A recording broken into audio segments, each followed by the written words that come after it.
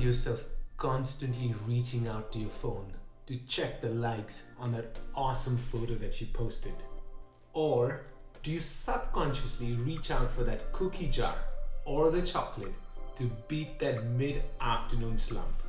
How about binging TV or playing video games without realizing that it's been 4 hours since you got off that couch?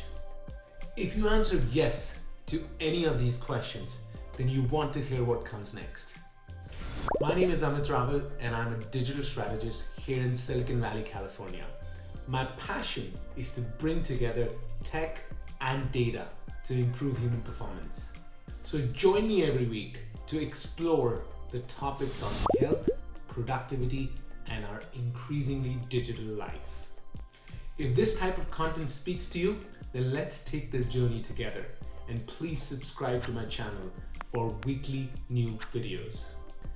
Alright, today I'm going to talk about something that I've personally struggled with during pandemic, and through experimentation found a hack that I want to share with you. You can find the timestamps in the description below such that you can jump to the section that interests you the most. Okay, the thing that's common in all the questions that I asked is that it's all linked to the reward center of our brain.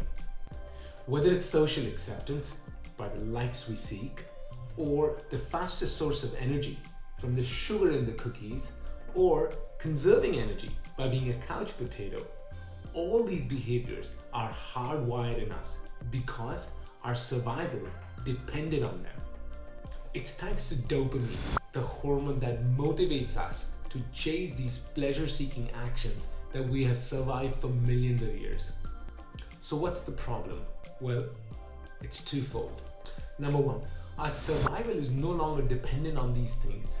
So the role of these actions is overly exaggerated in our urban lives. Second problem, because we have easy access, we are over-consuming and are overstimulated.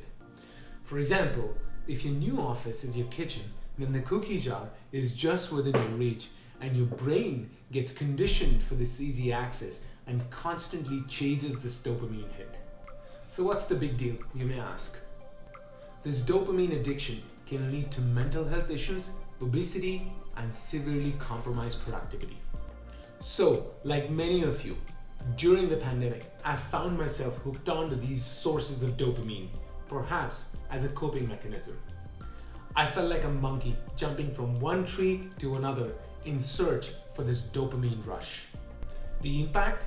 I gained 20 pounds instead of losing 20 pounds, which was my original plan, and was struggling to concentrate and be productive. And of course, wasn't feeling great as a result of these things, until I experimented with a dopamine detox and retrained my brain for focus, productivity, and happiness. So what does a dopamine detox mean? Well, let's start with what it doesn't mean. It's not a COVID vaccine that you take it once and you get immune to it. It's like a muscle that you have to train over time by challenging it in multiple ways. The idea is simple. As your brain learns these addictive actions that are supposedly meant to increase the odds of your survival, it puts them on autopilot. For instance, why do a lot of people get a sugary drink with their meal? Because the brain has established that combination as a source of glucose, which is the best source of energy for the brain. And every time a person sits to eat, the brain fires a dopamine signal that reminds you to get that drink and provide that source of glucose. So if you want to quit having that drink, you have to break these connections in your brain. The neural pathways in your brain have to be broken down and replaced. And here's how I did it. After observing and identifying what specific behaviors I wanted to reset, I followed this 5-step process. Step number 1, change the environment. If you want to inculcate a new habit, it often helps to reset the environment that you're in. So I decided to drive to Joshua Tree, which was 500 miles away. Why? Because it creates heightened focus and attention. Since you're sacrificing a lot of energy and time, it signals to your brain that this is extremely important for you. Now, you don't have to drive 500 miles. You just need to find an environment that's different than your existing environment, such that your brain is working hard to establish these new connections. Second step, shock the system to break old patterns. So fasting is a good way to shock the system. So I decided to do a monk fast, which is a 36-hour fast where for the first time my body will be learning how to live without food for such a long time. And it may not sound a lot, but for a foodie like me, to not eat for 36 hours is a pretty big deal. In addition to having psychological benefits, it also has a lot of physiological benefits. For example, your body goes through a process called autophagy, where it gets rid of all the damaged cells to regenerate newer, healthier cells for your body. I also did a digital fast for 5 days where I did not access any social media apps, TV, or work applications. This digital detox was critical to break my old habits, such as picking up my phone first thing in the morning or checking my email or social media accounts several times during the day. All right, step number 3, plant new seeds. What do I mean by that? This is where you cultivate new habits to replace the existing old ones. During my time in this dopamine detox, I meditated for extended hours. This was a chance for me to get comfortable with my thoughts without any distractions. Another seed that I planted was reconnecting with my loved ones in a distraction-free environment. This was an opportunity for us to have deep and meaningful conversations in a setting that wasn't pulling us in all the time. Another key activity that I did along the way was journaling. Capturing my feelings and thoughts first thing in the morning and in the evening allowed me to observe and reinforce this transition.